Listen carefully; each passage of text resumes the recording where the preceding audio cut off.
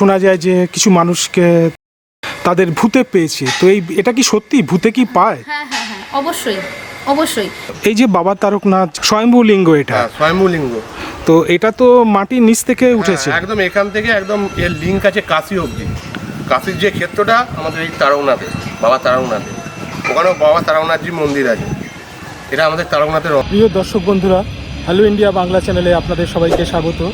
আজকে আমি এসেছি তারকেশ্বরে, এবং আজকে তারকেশ্বরে এসে আমি যাব তারকনাথ মন্দিরে। দর্শক বন্ধুরা, তারকেশ্বর স্টেশনে যখন ট্রেন থেকে অবতরণ করলাম তখন বেলা প্রায় 12টা বাজে। এবার আমার মূল গন্তব্যস্থল হল তারকেশ্বরে অর্ধনারীশ্বর 10 মহাবিদ্যা মন্দির। তবে তারকেশ্বরে যখন এসেছি তখন তারকনাথ বাবাকে দর্শন করব না তা কি কখনো হয়? স্টেশনের বাইরে একটা বাইক নিয়ে আমার জন্য অপেক্ষা করছিলেন অভিষেক চক্রবর্তী। আসলে তারকেশ্বর মন্দির পাড়ায় যে মন্দির আমি দর্শন করতে যাব, সেই মন্দিরে স্বপ্নাদিষ্ট হয়ে অর্ধনারীশ্বর মূর্তি প্রতিষ্ঠা করেন এই অভিষেকই। রাস্তার দুপাশের দৃশ্য দেখতে দেখতে প্রথমে আমরা চললাম বাবা তারকনাথ শিব মন্দির দর্শন করতে। তারকেশ্বর রেল স্টেশন থেকে অটো বা টোটোতে খুব বেশি হলে 10 মিনিট সময় লাগে মন্দিরে পৌঁছাতে। প্রসঙ্গত বলে রাখি, অভিষেকটা বংশ পরম্পরায় বাবা তারকনাথ শিবের সেবায়েত, সুতরাং ছোটবেলা থেকেই ধর্মীয় বা আধ্যাত্মিক পরিবেশে তাঁর বেড়ে ওঠা। অভিষেকের সহধর্মিণী মহাশ্বেতাও একজন তন্ত্র সাধিকা। উভয় তারা অর্ধনারীশ্বর 10 মহাবিদ্যা মন্দিরে তন্ত্রমতে পূজা এবং সাধনা করেন। ওই যে সামনেই মন্দিরে প্রবেশ করার মূল দরজা। মন্দির রোডের দুপাশে ফুল ও পুজো সামগ্রীর অনেক দোকান, বেশ জাঁকজমকপূর্ণ।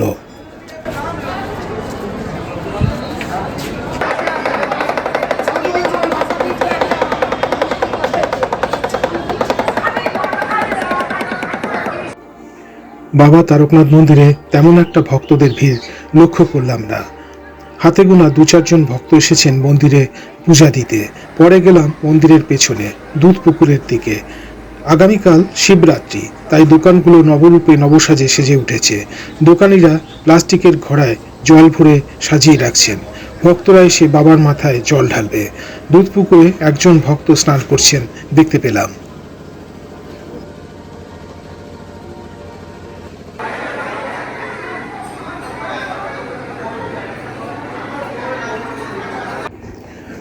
অনেকটা ঝর্তি সফরের মতনই বাবা তারকনাথ মন্দির দর্শন করার পরে আমি পৌঁছে গেলাম অর্ধনারীশ্বর 10 মহাবিদ্যা মন্দিরের দ্বার প্রান্তে।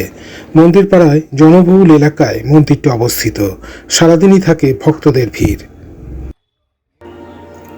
মন্দিরের পাশেই পুকুর থেকে একটা ঘোড়াতে করে জল ভরে নিয়ে এসে পূজায় বসে গেলেন সাধিকা মহাশ্বেতা চক্রবর্তী। উদ্যত কণ্ঠে মন্ত্রোচ্চারণ করে তিনি মায়ের পূজা করলেন। সুযোগ মতো আমি একটু কথা বলে নিলাম অভিষেকের সাথে।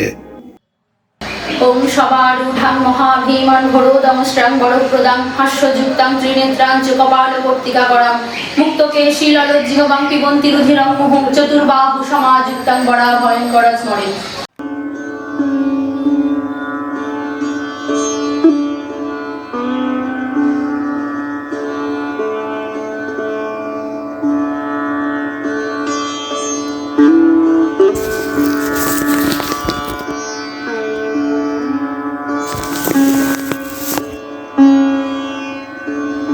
আমাদের এই মন্দিরে অর্ধনারীশ্বর 10 মহাবিদ্যার মন্দির। এখানে বাবা মায়ের যে রূপটা দেখছেন, এটা অর্ধনারীশ্বর রূপ। আর অর্ধনারীশ্বর মানে হচ্ছে এটাই বাবা মার মিলন। অর্ধনারীশ্বরের রূপটার মানে হচ্ছে যে এখানে বোঝানো হয়েছে যে একজন নারীকেও যেমন দরকার, একজন পুরুষেরও সমানে। তো এই দুজনের সমান মিলে হচ্ছে এই অর্ধনারীশ্বর।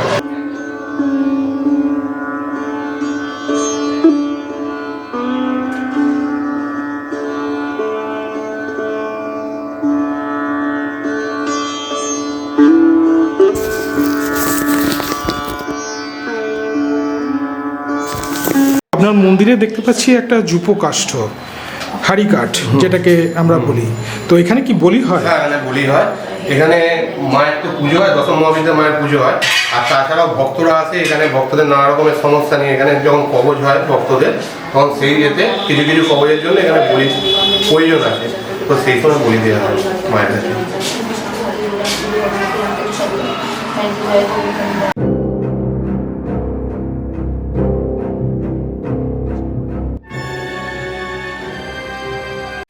পাঠাবলি হতো, এটা বহু বছরের পুরনো, আমার দাদুর বাবা তার আমলে, মানে শতাব্দী প্রাচীন খাড়া হবে। আরো বেশি 200 বছরেরও উপরে। আমাদের দেশের এটা, আমাদের দেশের রটনী পুজো হতো, সেখানকার খাড়া। খাড়াটি তো বেশ সুন্দর আছে এবং ঝকঝক করছে। একটু পরিষ্কার পরিচ্ছন্ন মাঝে মাঝে আমরা করি, ধারপাড় দিই। এখন কোন খাড়া দিয়ে বলি? এই খাড়া দিয়েই করি না। এই যে ছবিটা দেখছেন না, এটা 100 বছরের অধিক পুরনো ছবি। এটা বাবা তারকনাথ। বাবা তারকনাথের আমাদের, আমরা তো বংশ পরম্পরা সেবাই বাবা তারকনাথের। এটা আমার দাদুর আমলে। এতে যে গয়নাগুলো পরে আছে দেখছেন, এইসব ছবি আপনারা কোথাও পাবেন না। এখন দেখতে তো নতুন ছবি, এই ছবিটা দেখুন বহু পুরনো ছবি বাবা তারকনাথের। আপনার সহধর্মিনী দেখতে পাচ্ছি খুব সুন্দর পূজা করছেন, মায়ের পূজা করছেন। তা উনি এই জিনিসটা কিভাবে শিখলেন? পূজা কার কাছে শিখলেন? পূজা থেকে আমাদের গুরুদেব আছেন, ঠিক আছে? গুরুদেবের কাছ থেকে আমাদের সংস্কার হয়েছে। গুরুদেবের হাতে করে গুরুদেব শিখিয়েছেন আমাদের। গুরুদেবের নামটা বলা যাবে? হ্যাঁ, অবশ্যই বলা যাবে। একজন গুরুদেবের নাম বলছি, আর একজনের বলা যাবে না, ঠিক আছে? তন্ত্রমতে যিনি আমাদের গুরুদেব আছেন, তিনিও তারকেশ্বর মন্দিরের পুরোহিত, সুজিত চ্যাটার্জি। তাছাড়াও আমরা নতুন করে আমরা অঘোর মার্গে চলছি। অঘোর মার্গে যিনি গুরুদেব আছেন, ওনার নামটা শুধু বলতে পারবো। তো আপনারা এখন স্বামী স্ত্রী দুজনেই সাধন পথে আছেন।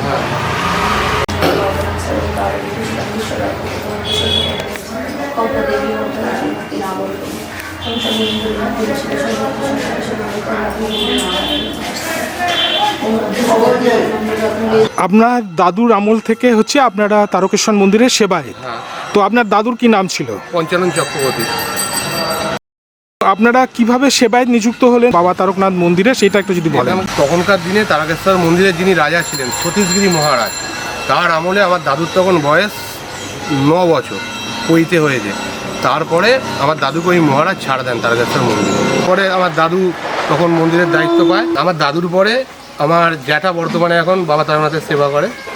এরপরে জ্যাঠার বয়স হয়ে যাচ্ছে, এবার জ্যাঠার পরে আমি নেবো সেই দায়িত্বভার। এইভাবেই চলে আসছে বংশ পরম্পরা। বংশ পরম্পরা, তাহলে আপনারা হচ্ছেন বাবা তারকনাথের সেবায়। তো আপনারা বাবা তারকনাথের পূজা অর্চনা এগুলো আপনারা করেন, মন্দিরের দায়িত্ব আপনাদের? মন্দিরের দায়িত্ব বলতে বাবার যে যত রকমের সেবা হয় না, সকালবেলা থেকে উঠে থেকে যে পুজো আজা যা কিছু হয়, বাবার গা মোছানো, বাবার গা যা সেজে দেওয়া, সমস্ত যখন যে পুজো হয়, শিবরাত্রির সময় যে পুজো হয়, সব আমাদের বাড়ির লোকেরা এগুলো করে থাকে। বিশেষ বিশেষ কাজগুলো বংশ পরম্পরা আমাদেরই আছে। এরকম আমাদের মোট 220 জন সেবায়িত আছে বা পুরোহিত আছে মন্দিরে। আচ্ছা, এই যে বাবা তারকনাথের মন্দির, এর ইতিহাসটা যদি একটুখানি সংক্ষেপে বলেন। বাবার মন্দিরের ইতিহাস বলতে, বহু বছর আগে এখানকার যিনি রাজা ছিলেন, ভাড়ামল্ল রাজা, ঠিক আছে? ওনার গরু ছিল। ওনার গরু চড়াতে যে রাখাল ছিল, চড়াতে নিয়ে আসতো। তো তার মধ্যে একটা গরু মাঝে মাঝে দেখা যেত যে ওখানে দুধ পাচ্ছে না। কী ব্যাপার হচ্ছে সেই ব্যাপারটা বুঝতে পারে না। রাজা তখন রাখালকে বকাবকি করে। তারপরে একদিন রাখাল, আমি ছোটোভাবে বলছি ঘটনাটা, রাখাল একদিন উঁকি মেরে দেখে যে একটা কালো মতো শিলাখণ্ড পড়ে আছে, তার উপরে গরুটা যে দাঁড়াচ্ছে, দুধটা অটোমেটিক্যালি তার ওপর পড়ে যাচ্ছে। এই কথা যে রাজাকে জানায়, জানিয়ে তারপরে রাজাকে স্বপ্ন দেয় তারকনাথ আমাদের। তারপর থেকে এরকম একটা ব্যাপার আছে। আর আমাদের এখানে হচ্ছে তারকনাথ জীবন্ত, জ্যান্ত। যদি কেউ মনে ভক্তি দিয়ে বাবাকে ডাকে না, তার সমস্ত কিছু বাবা তার কথা শুনে নেয়, আর সমস্ত কিছু ভালো করে দেয়।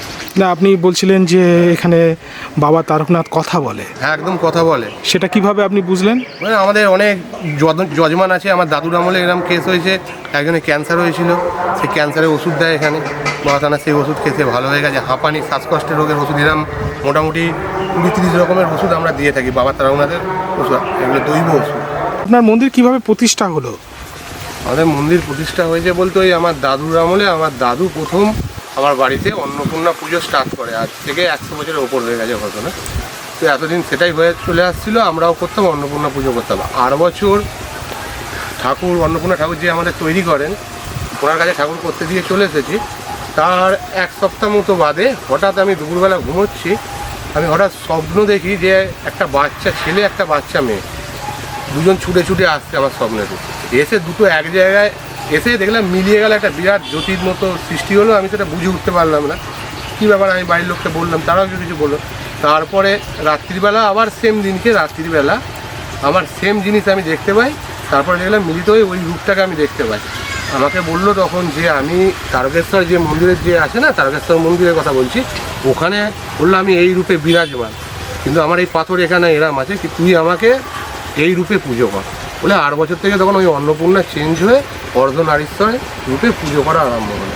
তারপরে আমার ওখানে দশম মহাবিদ্যার মা আছে, দশম মহাবিদ্যা মায়েরও আমার ওখানে রোজ পুজো হয় বিশেষ বিশেষ দিনে। সব এমনি তো রোজের পুজো হয়, তাছাড়া বিশেষ বিশেষ দিনে বিশেষ বিশেষ রেটে ভালোভাবে পুজো হয়। তারপরে লোকেদের নানা রকমের কাজ করা হয়, নবগ্রহ কবচ, এরকম নানা রকম কাজ হয় আমাদের, মা বগলামুখী কবচ, এইসবের সময় ওখানে পুজো হয় আমাদের।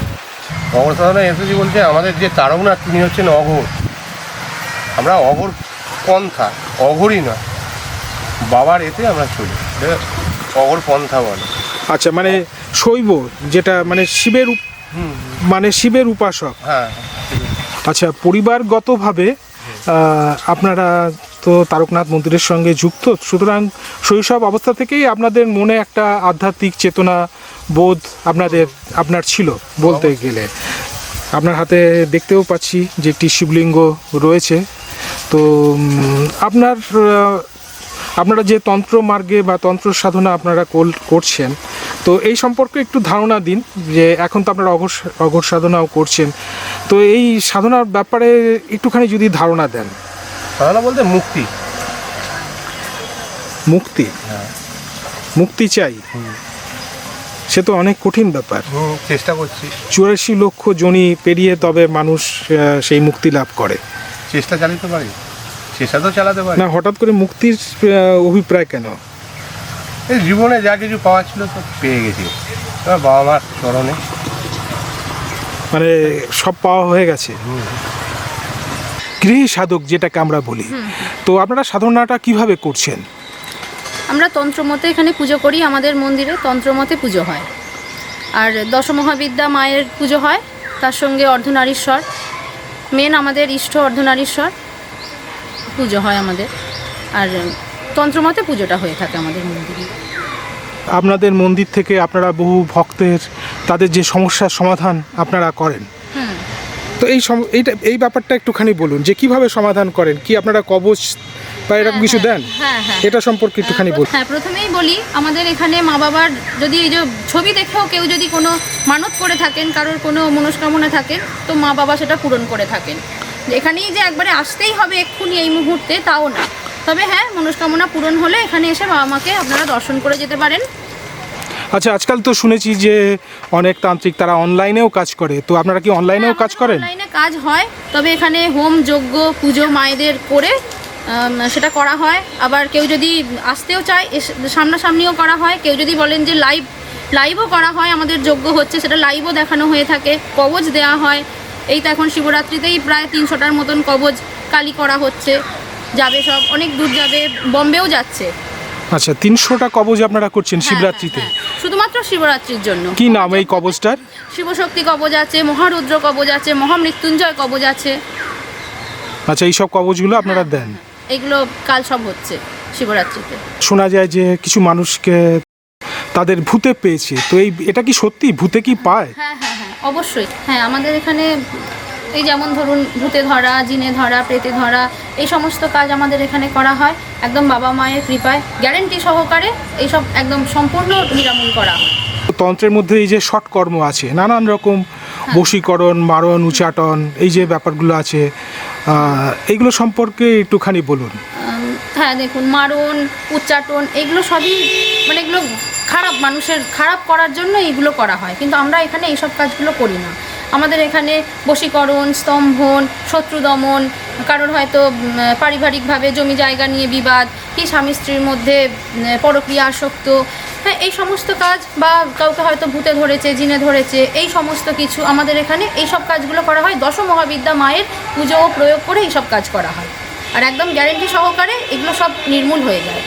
মানুষের যে নানা রকম সমস্যা থাকে, শত্রুনাশ, যেমন মা বগলার যজ্ঞ করলে নাকি শত্রুনাশ হয়। হ্যাঁ, অবশ্যই মা বগলা মায়ের প্রয়োগ করে এখানে শত্রুনাশ করা হয়, শত্রু দমন করা হয়। এমনকি ধরুন কেউ হয়তো দীর্ঘদিন কোর্ট কেসে জড়িয়ে রয়েছেন, সমস্যার সমাধান পাচ্ছেন না, আমাদের এখানে বগলামুখী মায়ের প্রয়োগ করে পূজা করে তা একদম ঠিক করা হয়। আর এই কাজটাই আমাদের এখানে বেশি হয়ে থাকে, বগলা মায়ের পুজোর প্রয়োগটাই আমাদের বেশি হয়।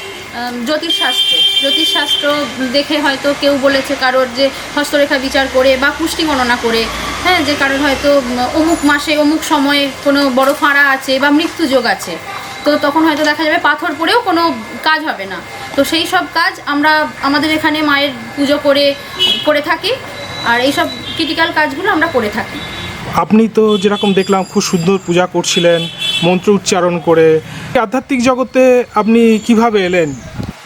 কীভাবে এলাম বলতে, আমার তো বিয়ের পরই যেখানে বিয়ে হয়েছে এনারা তো বাবা তারকনাথের সেবাই, পুজো আর্চা বাড়িতে সবসময়ই হয়ে থাকে। আর প্রত্যেক বছর অন্নপূর্ণা পুজো, তার সঙ্গে বাসন্তী পুজো, চৈত্র মাসে যেটা হয় আর কি, সেই পুজোটা আমাদের বাড়িতে হয়, প্রত্যেক বছর হয়। তো এবারেও সেরকমভাবেই ওই একই পুজো হওয়ার জন্য প্রতিমা তৈরি করতে দেওয়া হয়েছিল।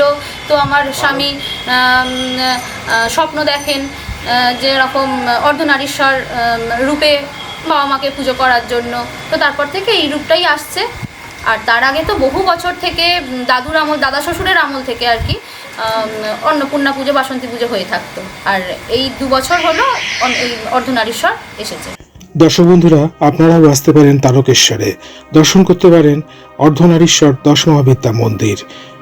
ভিডিওর নিচে ডেসক্রিপশন বক্সে দেওয়া থাকবে মন্দিরের সেবায়েত অভিজিৎ চক্রবর্তীর ফোন নাম্বার।